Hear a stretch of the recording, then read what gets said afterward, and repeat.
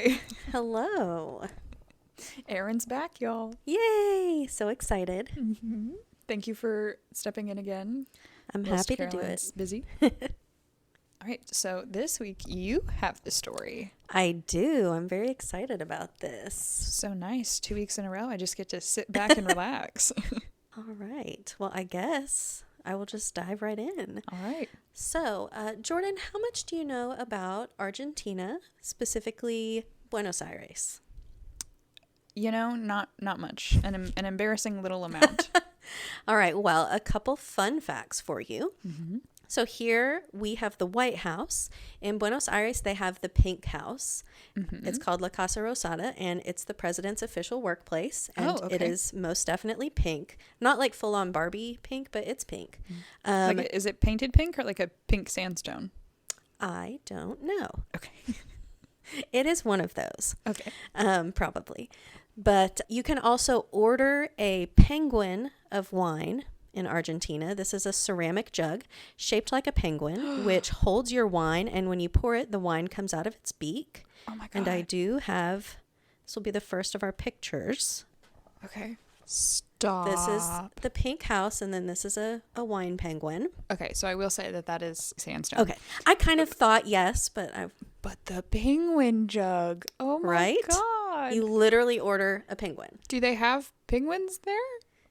Not that Or I know. are they At least just not in the city. are they just fascinated with There's penguins? There's a whole thing of like kind of where this came from back in, I think, like the 1930s. And Okay. I went down a rabbit hole and I was like, this isn't a wine or a penguin podcast. So save this for another time. I'm already invested, When you all get a unfortunately. Patreon, the first episode is going to be about wine penguins. Oh, we've been marking bloopers to put for Patreon. As well you should. All right, so that is the wine penguin. Buenos Aires is also home to Tierra Santa, which is the Holy Land, and that is the world's first religious theme park, whose claim to fame is an hourly resurrection of a 60-foot tall Jesus. Yes, I've been. Yes, I have pictures and video, and yes, you can see them. Oh, I don't have them pulled my up right now, so God. we'll have to wait until after, but a 60-foot Jesus. it's everything you hope it to be and more. I'm imagining. Okay, how animatronic are we talking? Because I'm imagining him like raising up in like a plank, like Dracula out of the coffin. No, if only. No, he is like in this, man-made mountain situation, and he just literally, like, it's so anticlimactic. It's amazing.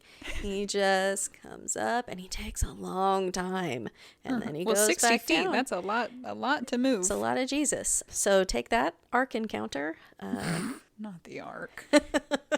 I'd rather go see the 60-foot Jesus. Yeah. And once I show you, you'll be like, yes, definitely 60-foot Jesus over the Ark. Although I am reliably informed that the Ark has a miniature diorama of dinosaurs fighting in the Colosseum, Yes, I believe I have heard that. which might be worth the exorbitant ticket price alone. And the risk of measles. Anywho, so Buenos Aires is also home to La Recoleta Cementery, which is the final resting place of notable people like former presidents of Argentina, Nobel Prize winners, and Eva Perón, aka Evita.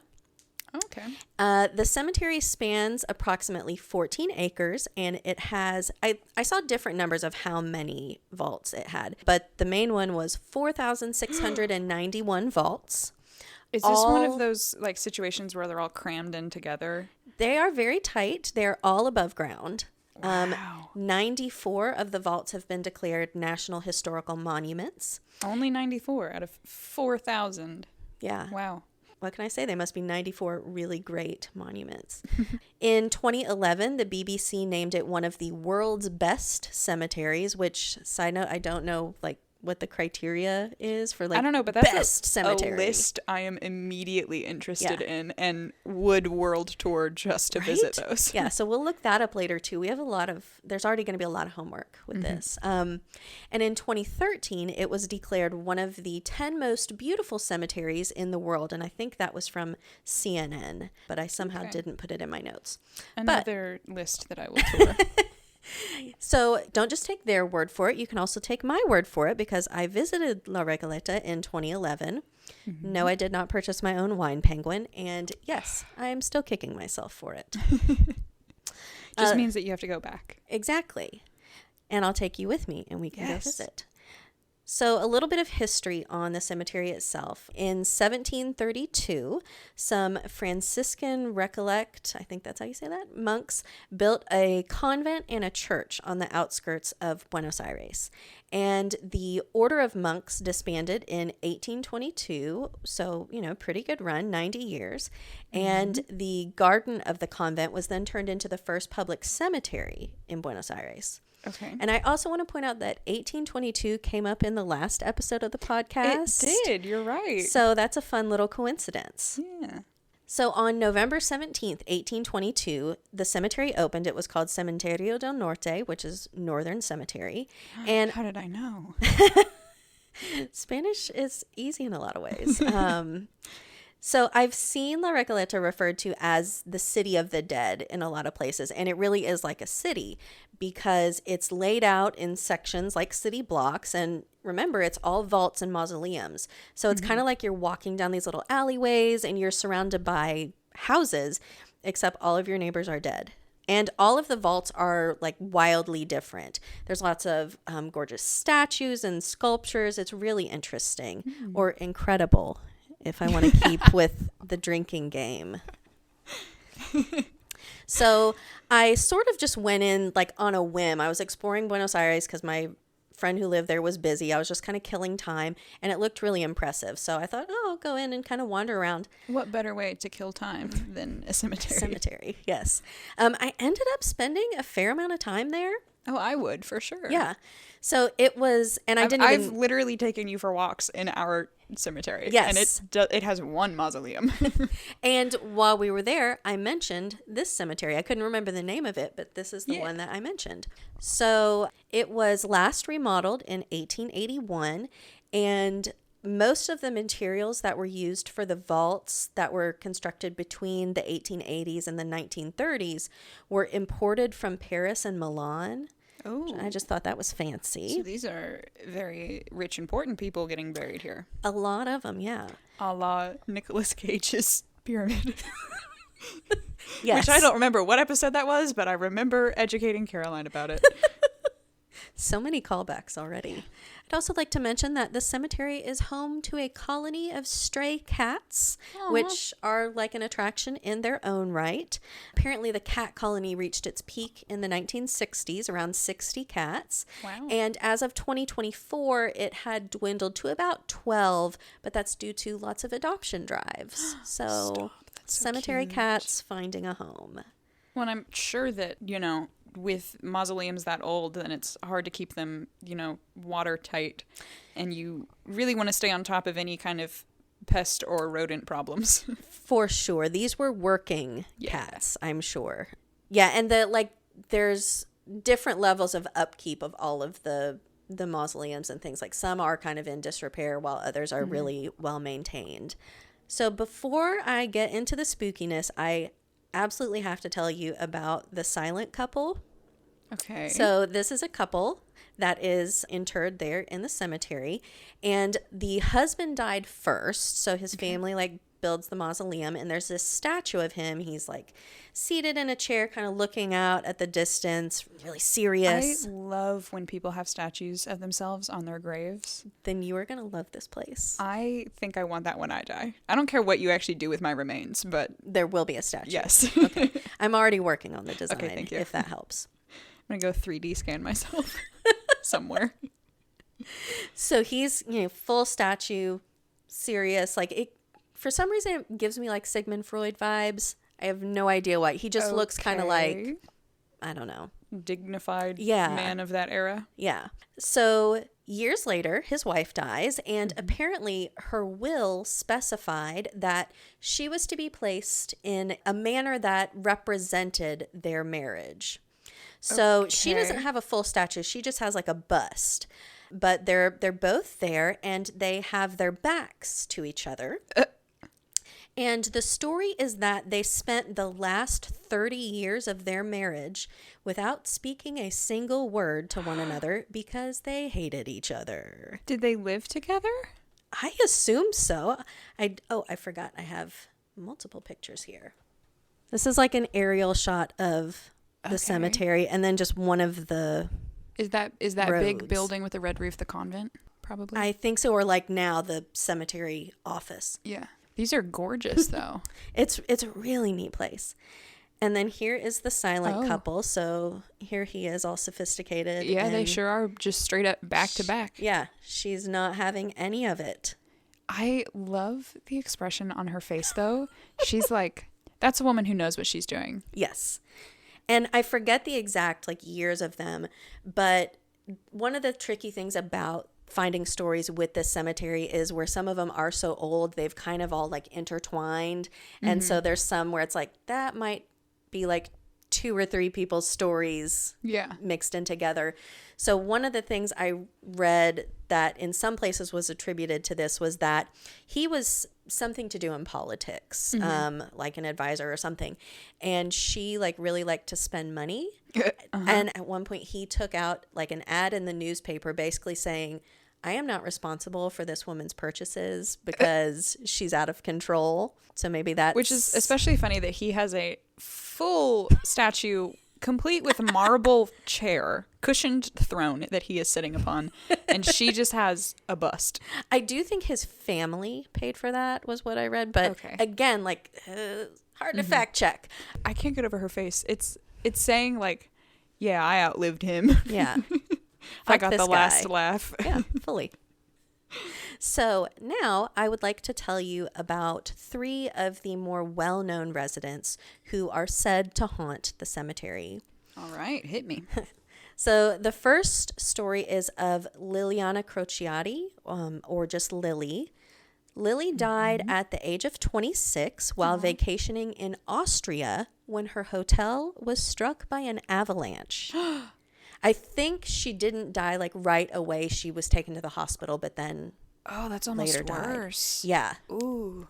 So next to her tomb is like this big dais kind of thing, and it has a life-size green bronze statue of her, and her hand is resting on a separate statue of her dog, Sabu. Stop. And it's said that rubbing Sabu's nose brings good luck. And you can see in pictures where it's just been touched so many times that it's like gold. Yeah, it's gold and shiny. There are a ton of urban legends surrounding this one. So if you were to look it up on your own, you might see some stories that say she was on her honeymoon in Austria, and others say that when she died in Austria, Sabu died at the exact same time in Argentina. Of course. But those appear to just be legends. I found a blog about the cemetery that seems to just be run by 2 guys who basically thought, this is a really cool cemetery and not enough people know about it. So amen. Let's start a blog. They also noticed that there was nothing in English really about the cemetery. Well, thank you for your help then. Right. So the blog is just recoletacemetery.com, and it's been around since 2007. Wow. And they're still I updating. assume that they live in Buenos Aires. No. Well, one was born there, and I don't know if he still lives there, but the other was born in Tennessee. Okay. And I want to say moved to like Seattle, but he's visited a lot of places and visited this cemetery. So it's a really random. Yeah. That's cool though. Random hobby. I mean, I don't have room to judge. No, none of us do. So yeah, that was the place where I found the most information on Lily. And apparently that someone from her family actually reached out to them with like some clarifying details about it. Cool. So definitely going to take what they said over some of those other stories that I read. But I couldn't find like super concrete haunting stories related to Lily, but visitors and cemetery staff have reported feeling an ethereal ambiance around her tomb. I'm loving Lily's vibe. Right? Can I just say? Wait till you see her statue. Yes. So there's this ethereal ambiance, including whispers, sudden cold breezes, and just a general feeling of sorrow. And so, and it's, I forget what style it's in, but it's God, like really striking. Yeah, like assuming that her mausoleum is the building behind her. Yeah. It looks like a greenhouse almost. It does. Like a Gothic stone greenhouse. Stop, there's a cat in the bottom of that photo. Yeah, there's one of the feral cats. I'll have to look at all my personal pictures. I don't remember seeing a bunch of cats there, but I'm also not a big cat person, so I may have just been like, no, cat. And then I think this is what I want when I die. Just recreate this. Okay, we can do that. Some of the stories, of course, say that like this is her in her wedding dress, but I think it's just a dress. And then you can see here like on Sabu's nose where it is all shiny gold where people pet it. What year did you say she died? I don't think I said, but it was like the 70s. Okay, so I was going to say that dress fits. Like it looks almost like a what is that? Kind of like a peasant dress. Yeah, sort is of. that that's not Goldman Sachs. What's that called? Do you know what I'm talking about? Fuck, hang on, I have to. Hang on. Yeah, Gunny Sachs dresses. Have you heard of these? Yeah, they're like the long floor length ones that were really popular in the 70s. Yes. It kind of looks like a Gunny Sachs dress. Definitely. So that is Lily. Okay. So trigger warning for this next story, there is mention of suicide. Okay. My second story from La Recoleta is of David Ayeno. Okay. And in 1881, he began work as a grave digger at the cemetery and remained in that role for 30 years. Mm-hmm. I did read one story that claimed he was like 11 when he started working there. Wow, okay. But I couldn't find that anywhere else, so their math might not be mathin'. To be fair, lore drop, my dad grew up directly across the street, like 5 feet across the pavement from a local cemetery. And he and his brothers grew up about that age, like 10 years old, mowing the grass. And then I think occasionally maybe when they were like slightly older, but they would dig the graves as well.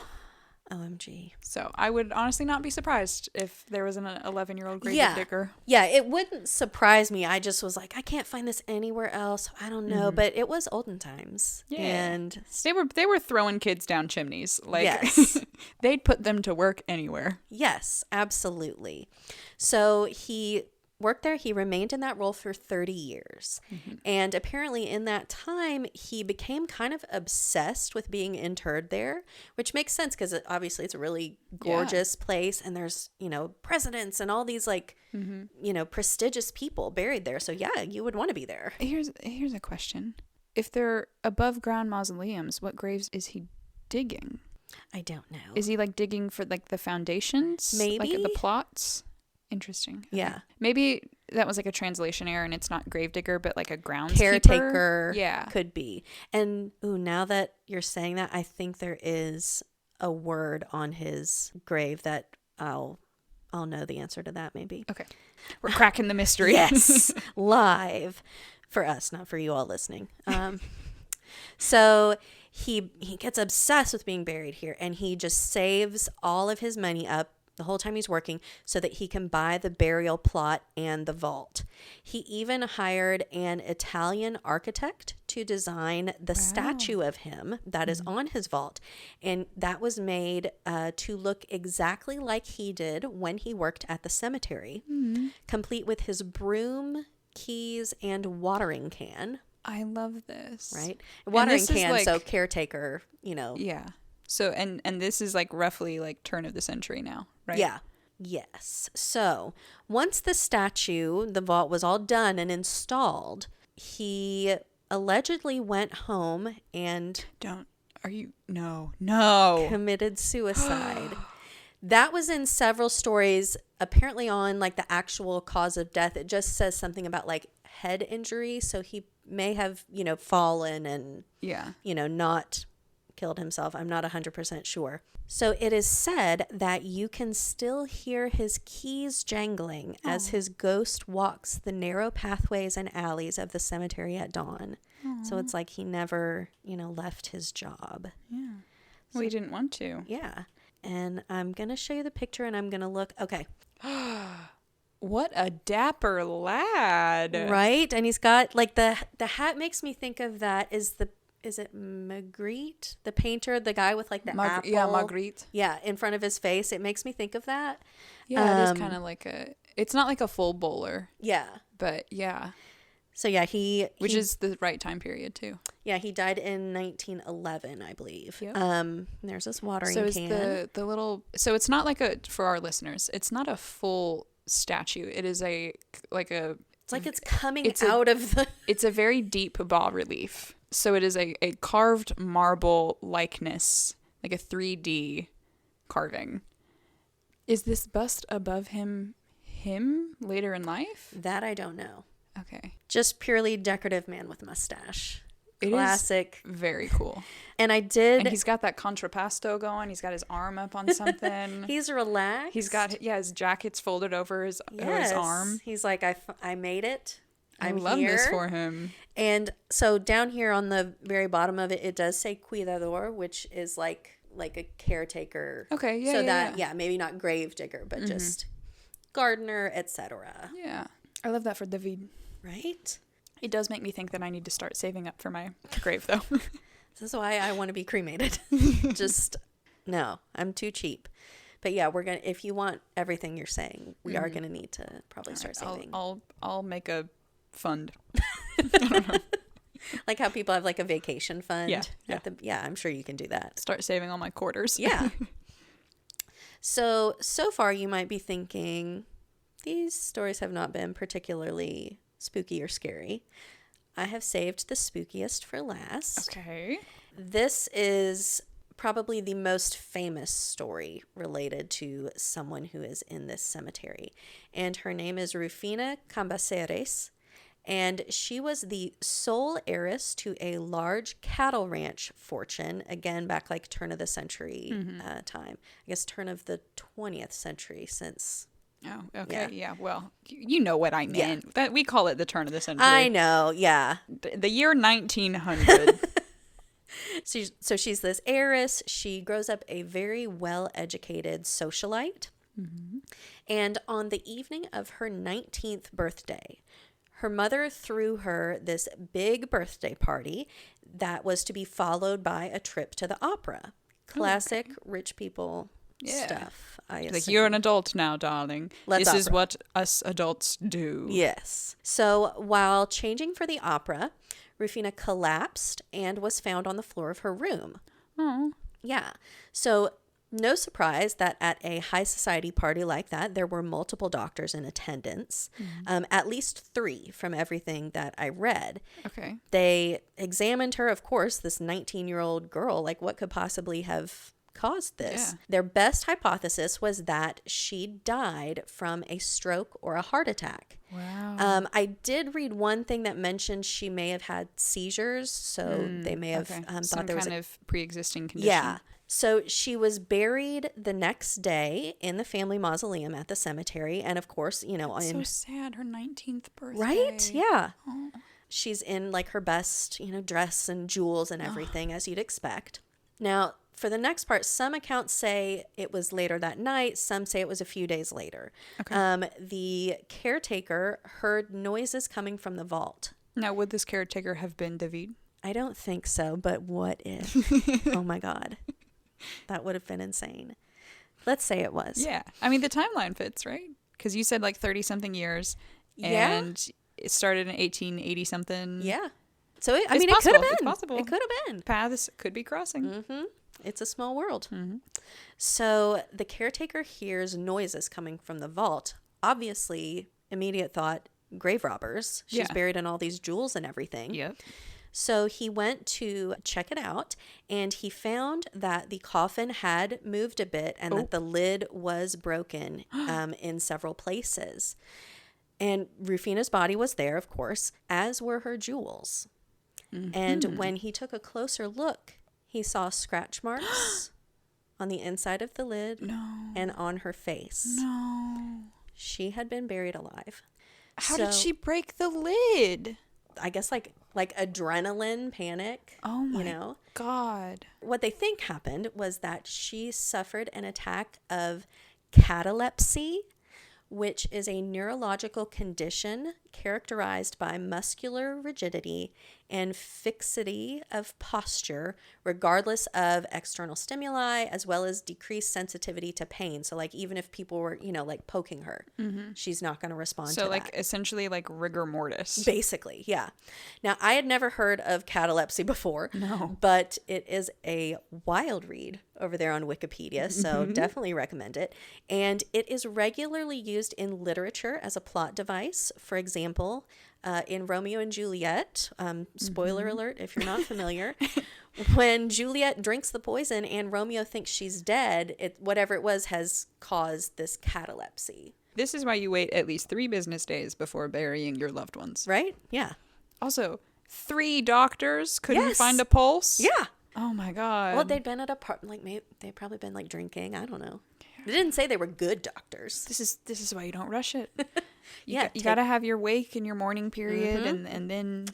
Yeah, I couldn't find anything about, like, why so fast? I mean, there are...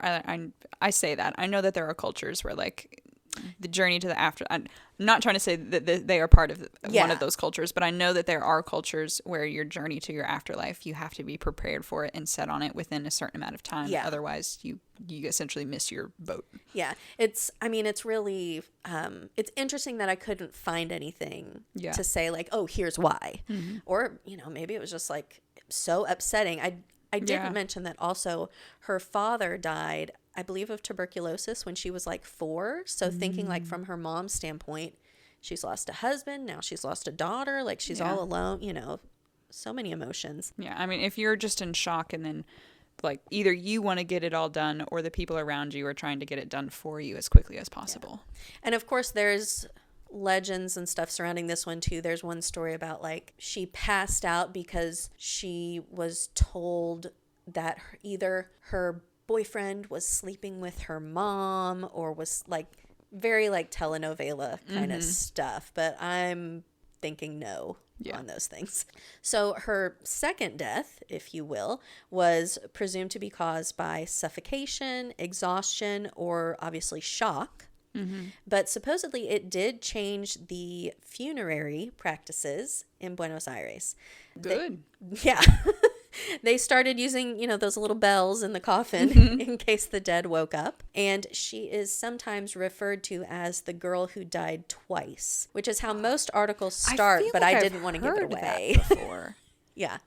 So her tomb is one of the most famous in La Recoleta, and it features a life-size sculpture of her with her hand on the door to the mausoleum. Oh, that's morbid. Come on. Like, well, it's really beautiful though. You'll see. Okay. Well, is it like she's, like, trying to get out of the door, or like she's guarding it? It depends on what the vibe of the statue is. It's not, I don't think it's like a creepy vibe. Okay. I don't 100% know how to describe it. But there are, of course, lots of reports of ghostly apparitions, inexplicable noises coming from her vault, and a beautiful ghostly figure wandering near her mausoleum. So it's kind of like right here on this corner. And I mean, it's very, like, classic beauty. It's very, especially with the door, it's very Art Nouveau. Yeah. Which you said 1811? No, like late 1800s. I mean, sorry, 1911. Yeah. It is beautiful though. Yeah, and you're right. It's not a morbid vibe. It kind of looks like she's got one foot on the step and, like, her hand is on the handle of the door. And then she's kind of, like, looking over her shoulder, like she's either just stepped out and, like, has seen you waiting for her, or, like, she's saying goodbye over her shoulder as she's about to step in. Yeah. There's like kind of like a limbo in between quality about it. Sad. Yeah. So when I was there, I must not have walked by any of these tombs. I did go back and check all of my photos from my trip, and that is the physical media portion of our presentation, where I did bring my photo album to show you, because I took so many pictures in the cemetery. Right, we're going to have to scan some to post online. Yeah, I can send you the digital ones. Yeah, I took so many pictures there, like, to the point where I'm like, this feels a little creepy. Like, I don't actually know any of these people. I'm at a random cemetery, but here we go. You are appreciating art. Yes, absolutely. I know if I had walked past any of these, I for sure would have taken pictures. I must not have gone past them. Of course, back then I didn't realize the cemetery was 14 acres. Yeah, with 4,000 different mausoleums to look at. And I honestly didn't want to wander too far in because I was really afraid I would get lost. Yeah. And there, Pre-GPS. Yeah, and it was. Or if I had it, I wasn't paying for it in Argentina. Yeah. I don't even know what that would cost. And, it's the middle of a weekday. It wasn't like heavily populated. But yeah, that is La Recoleta Cemetery. You can go there. And of course, they do tours and everything. I do believe all the tours are in Spanish. And I know when I was in Argentina, their Spanish is different than any I'd ever heard before. Yeah, I feel like every single state and province and everything There are a lot of different dialects. There was a point during my trip there where I legitimately questioned whether or not I knew the language that I was currently teaching to children. Yeah. So my old roommate was a ESOL teacher, English as a second language teacher for high schoolers, and he had, I think, 30 different dialects in his students, and it was like different languages. Yeah. Yeah. And some of just some things, pronunciation, I can get around that, but just a random word, I've never heard anyone use that word for that. I've heard this word, I've heard that word. That's a new one. Yeah. So that is La Recoleta Cemetery. Gorgeous. Well, thank you. You're welcome. Yeah, we will get some of those pictures posted. I don't think I have any questions. Yeah. Oh, no, I was going to ask, do you have any, I know that there weren't any, what was the first woman's name? Lily? Lily. I know that there weren't any bad or spooky experiences with her. Was there any stories that you found about examples of people getting good luck after rubbing Sabu's nose? No. Oh, okay. I did not go down that rabbit hole, but I definitely should have. Well, he's not giving anybody bad luck. So. No, absolutely not. Did you see how cute he was? Yeah. I'm sure he's given plenty of people good luck. Yeah. Because he's a good boy. I mean, even just looking at him just makes your day better. Yeah. So there you go. You're lucky for having seen Sabu. Transitive property, right? That's what that is. Okay. Well, thank you for that. I know we said that we are almost out of personal experiences, but I, in fact, have one more. It's my last one. Nice. And it is an international one. Meant to be. So it is not in Argentina. But. What if it were? Wouldn't that be wild? It would be. That's why we need to go there so I can get one. Yeah. But my story takes place in London, England. Never heard of it. God, I wish. Okay. So, this was back in, it's almost 10 years ago. This was back in this was back in 2016. So it was 10 years ago. And so I took a class, right, that was a haunted theater of London class. That sounds amazing. It sure was. And it was technically a study abroad class where they knew that we would go to London for a week. How else could you do that class?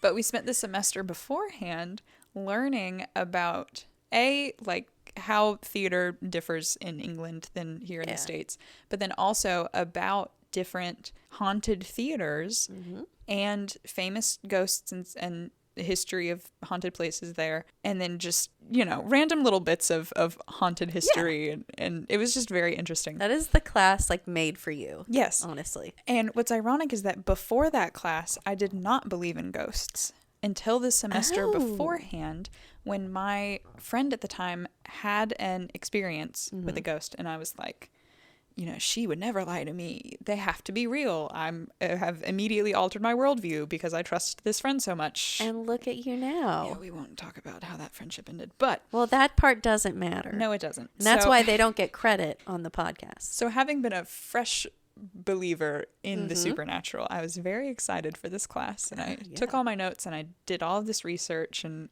I mapped out my whole plan of what I was going to do every day and everything, and so it was a great class.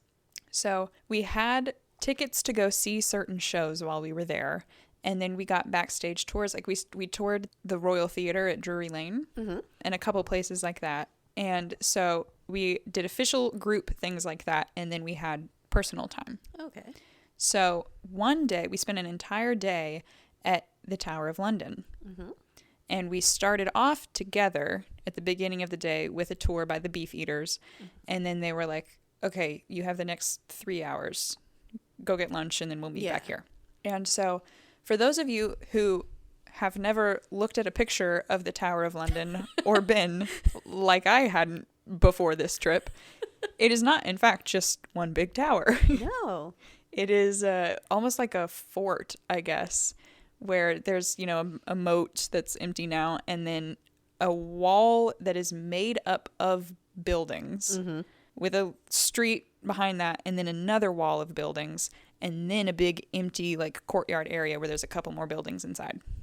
Okay, so it's not just a tower, it's a collection of buildings. But the main original building, the original Tower of London, is the White Tower. Okay. It's only, I want to say, 4 stories. Not a very tall tower. Yeah, that tower. Yeah, it's 3 or 4. I don't remember if that includes a basement or not. It's actually a ranch. Yeah, it honestly looks like a big cube. Yeah. A big white cube with windows. So I spent most of that trip hanging out with these 2 guys, Jay and Zach, and they had been making fun of me, along with most of the class, the whole semester, because I had really wanted to see a ghost. Yeah. I had never seen one before, and I was like, this is my time. Yeah, you know? Absolutely. Everything here is so much older than it is in the U.S. You were saying what they were all thinking. Yes. Like, I even brought a digital camera to, like, take pictures and look get at some later. orbs or something. Yeah, literally. Yeah. 100%. I had a digital camera when I was in London, but that's because it was 20 years ago. Okay, yeah.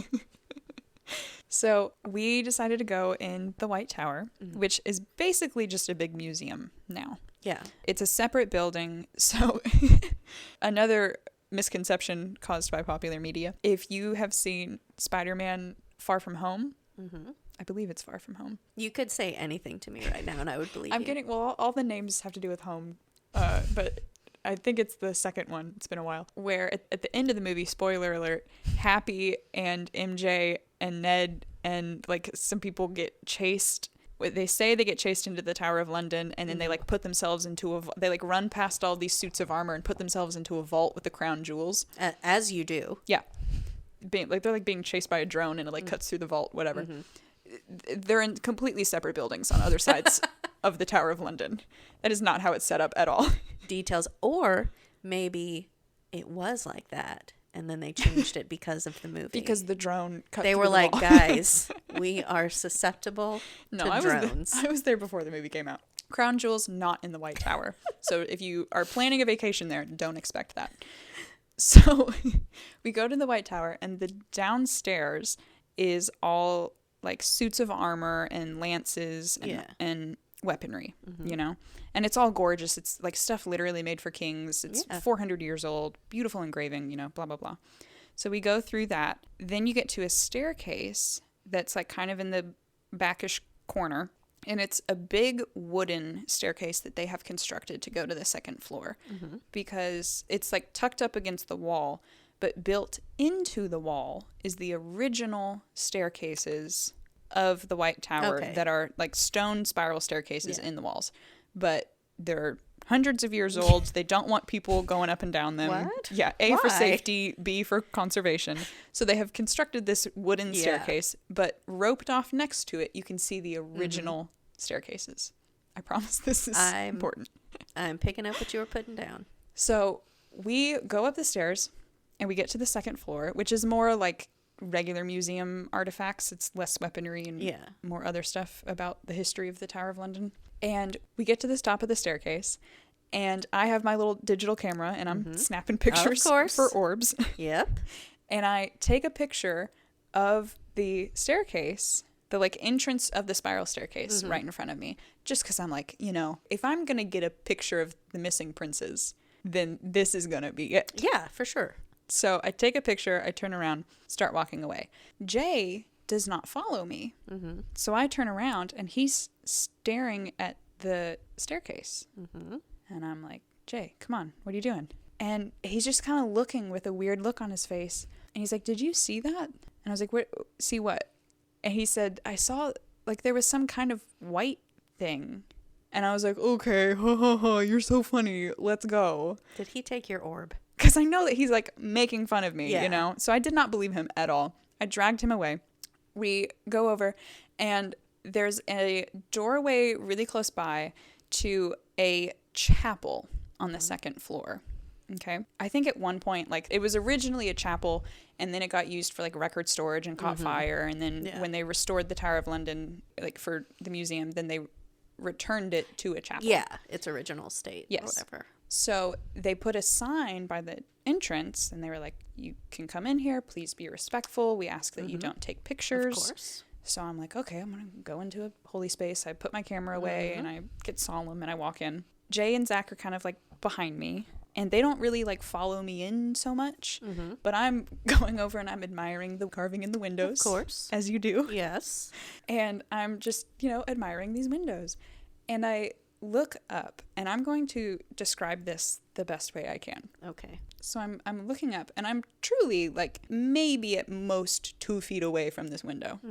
And it's not very tall. Yeah. Like, if I jumped as high as I could probably touch the top of the window. Okay.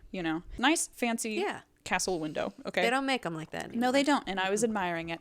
And I'm looking up above me, and right in front of me, truly, if I had lifted my arm, could have touched it, is what I can only describe as a cloud of fog directly in front of me. One of those interior clouds. Just a smudge of fog right above my head. And I stand there looking at it for a second, and I was like, what is this? I have never seen anything like this. Like, I blink a few times to, like, clear my eyes. Yeah. I had gotten contact lenses for the trip because I didn't want to have to worry about my glasses while we were traveling. And I was like, do contacts fog up like this? What's going on? So I blink multiple times. No, nothing. I'm just standing there looking at this fog for, like, a solid, conservatively, like, 6-7 seconds. Yeah. And I'm staring at it, not blinking at this point. And truly, within just, like, a millisecond, it has completely disappeared. And that's not how fog do. No, it didn't fade. It didn't disperse. It was like it was there 1 second and immediately gone the next. And I had not blinked. That's the best way I can describe it. It was the weirdest experience. And so I'm standing there. I'm like, what the fuck? I'm like in this chapel. I'm like, what the fuck was that? I turn around. There's, like, some people on the other side of the room. Nobody looking at me. Yeah. And I go back out into the main museum part where Jay and Zach are waiting. And I'm like, hey, Jay, when you said you saw something, were you being serious? And he was like, yeah, I swear I saw, like, this, like, white thing. And I was like, okay. So I told them what just happened, what I had just seen. And Zach was like, yeah, I followed you into the chapel and I immediately got this really weird feeling. So I just came right back out to wait for you. Bravery. Yeah. So, like, I didn't feel anything, but also as soon as I walked into the chapel, I, like, got kind of solemn myself. Yeah. So I don't think I would have noticed a difference outside of my own. Yeah, you had already made that change yourself. Yeah. So I've still never seen anything like it. I've never been able to describe that. I think that was my first ghost experience. Yeah. Was that strange fog in the Tower of London? Well, and, like, if, not allowed to have cameras in there, if I were a ghost and I wanted to just have some peace, I would probably go in there. Or if you want to fuck with people. Or both. Why do I have to choose between peace and fucking with people? I can have it all. I think I have that picture of, hang on. Okay, lore drop. Here we go. I don't think I've told this to any of you. I used to, when we were doing boards regularly, Danny and I used to connect over music a lot and use it to, like, communicate with each other. And it became a thing while we were doing boards where I would ask ghosts for their favorite songs. Nice. And I made a playlist of dead people's favorite songs. And that picture that I took of the staircase, I put as the cover the photo cover art for that playlist. Nice. Oh, It's the attention to detail I think those pictures must be on a flash drive because they're not on here. If I can find that picture, then I will post it. Anyway, yeah, that's my personal experience from the Tower of London. Very spooky. Mm-hmm. I did not have any such experience in London. As far as I know, I was the only person in our group who did. Yeah. But I was like... You were out for it. I truly was. We toured the Royal Theatre during the daytime, right? And it was when they were doing... I believe it was the last week of production for Charlie and the Chocolate Factory. It's not what I was expecting, but okay. It wasn't what we were expecting either. Shakespeare. Nope. Charlie and the Chocolate Factory.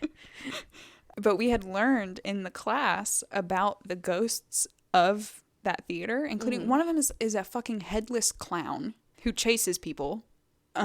Okay, a head-having clown is terrifying enough. Like a Pagliacci type of clown. Still terrifying. They're all terrifying to me. What happened to his head? I'm going to be so honest. I don't remember. I think... Okay, it's been literally 10 years. Keep in mind.